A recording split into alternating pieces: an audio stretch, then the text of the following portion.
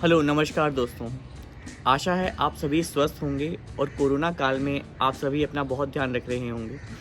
जैसा मैंने आपके साथ शेयर किया था कि मैंने एक नई श्रृंखला शुरू करी है जिसका नाम है untold stories of unknown places की, जिसमें वो ट्रैवल स्टोरीज़ हैं जो ज़िंदगी का हिस्सा बनी जब मैं उन जगहों पे घूमने गया था।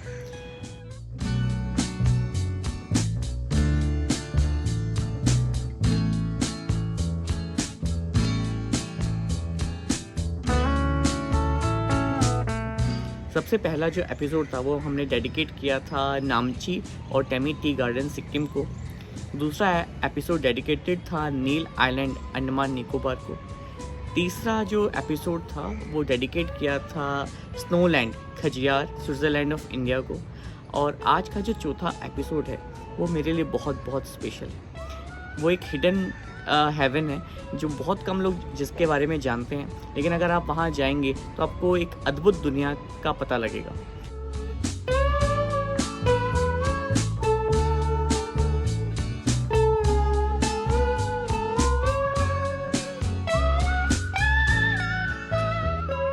आज की जगह का नाम है कलिम्पोंग और ये है वेस्ट बंगाल में। तो आइए इसके बारे में बात करते हैं।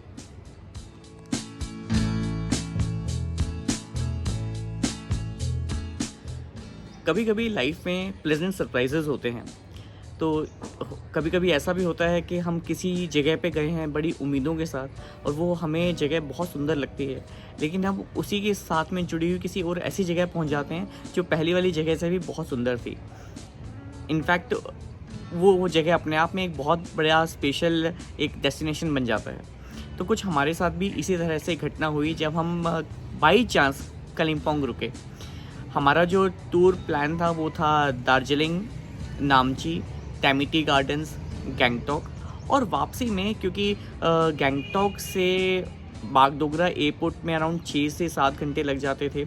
अब तो खैर सिक्किम में अपना एयरपोर्ट बन गया है, लेकिन ये 4-5 साल पहले की बात है जब सिक्किम में एयरपोर्ट नहीं हुआ करता था। तो आपको गुवाहाटी बागडोगरा से कैब के थ्रू वहाँ जाना पड़ता था। तो गंगटोक में 6 घंटे लग जाते हैं, इसलिए उसके 2 रूट्स हैं, एक कलिम्पोंग होते हुए और एक दार्जिलिंग होते हुए। तो हम लोग गए थे दार्जिलिंग होते हुए और वापसी में हम आए थे कलिम्पोंग को होते हुए। तो हमने कलिम्पोंग सिर्फ इसलिए रखा हुआ था डेस्टिनेशन में कि भाई बहुत ज़्यादा ट्रैवल ना करना पड़े, एक रात वहाँ पर रुक जाएंगे, अगले दिन हम लोग एयरपोर्ट के लिए निकल जाएंगे। लेकिन वो जो डेस्टिनेशन थी वो हमारे लिए एक अद्भुत इवेंट बन गया, एक अद्भुत डेस्टिनेशन बन गई, क्योंकि वो जगह किसी जन्नत से कम नहीं थी, वो किसी भी स्वर्ग से कम नहीं थी हमारे लिए। और वो मैं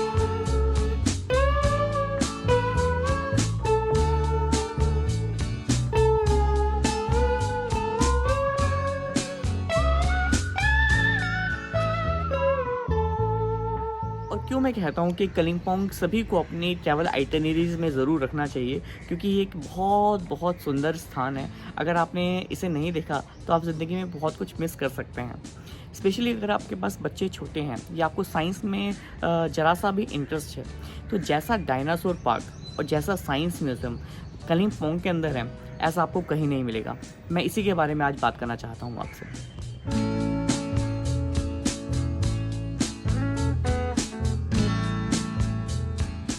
तो जब हम लोग कलिम्पोंग रुके, हमारे होटल का नाम शायद सूरी समथिंग था। बहुत सुंदर रिज़ॉर्ट था, पूरी जो वैली का नज़ारा था वो भी सिक्किम गंगटोक से कम नहीं था, क्योंकि बहुत सुंदर वैली व्यू उन सभी रूम्स में था और रूम्स बहुत स्पेशियस थे। तो हमने कहा वाह, ये तो हमारा बड़ा अच्छा कंफर्टेबल स्टे हो गया है यहाँ पे। अब सोचा कि हमारे पास टाइम है तो चलो यहाँ पे घूम लेते हैं। तो घूमने के लिए हम लोग सबसे पहले पहुँचे साइंस म्यूज़ियम। लेकिन वो क्या साइंस म्यूज़ियम था, आप यकीन नहीं मानेंगे, दुनिया में इतना अद्भुत साइंस म्यूज़ियम आपको नहीं देखने को मिलेगा। क्योंकि एक पहाड़ी की चोटी के ऊपर ये एक साइंस म्यूज़ियम है जो ओपन एयर भी है और क्लोज़ भी है।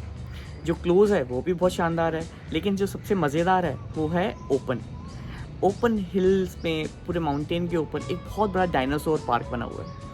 आदमकद, मतलब बहुत बड़े बड़े डायनासोर्स वहाँ बने हुए हैं। लोग देख के उनको हतप्रभ हो जाते हैं। और साइंस के बहुत सारे विज्ञान के जो एक्सपेरिमेंट्स हैं वो उन्होंने ओपन एयर करे हुए हैं, जो आप उसके जाके चेक कर सकते हो, देख सकते हो। वहीं पर झूले लगे हुए हैं बहुत सारे। सब ऐसा लगता है कि आप आसमान में झूला झूल रहे हो। सबके लिए इतना शानदार एक्सपीरियंस था, हम कभी सोच ही नहीं सकते हैं कि किसी पहाड़ी की चोटी पे जो एक हिल स्टेशन है, वहाँ पर आपको एक साइंस म्यूज़ियम देखने को मिलेगा, एक डायनासोर पार्क देखने को मिल सकता है, जहाँ पे ऐसे शानदार डायनासोर्स वहाँ पर बने हुए हैं। तो पूरा जो कॉम्प्लेक्स है बहुत बड़ा है, बहुत ही बड़ा है। आपको पूरे में घूमने में बहुत मज़ा आता है। जब आप थक जाते हैं तो आप बच्चों के साथ वहाँ पे गेम खेल सकते हैं, झूला झूल सकते हैं। इस तरह के साइंस म्यूज़ियम अपने आप एक क्यूरियोसिटी, एक अपने अंदर से एक जिज्ञासा पैदा कर देते हैं और जानने की। तो साइंस म्यूज़ियम ऐसा नहीं है कि सिर्फ बच्चे वहाँ पे जाएंगे, अगर हम भी जाते हैं ना, हमारा भी सेल्फ एक इंटरेस्ट डेवलप हो जाता है। बहुत सुंदर जगह थी कालिम्पोंग में ये साइंस म्यूज़ियम।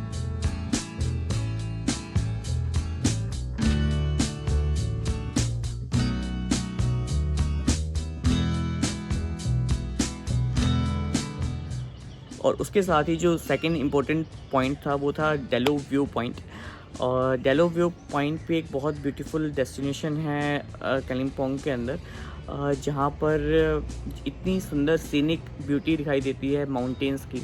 आपको लगता है कि क्लाउड्स आपके नीचे विचरण कर रहे हैं, घूम रहे हैं, और आप बैठ के आराम से ऊपर से उन बादलों को देख रहे हैं।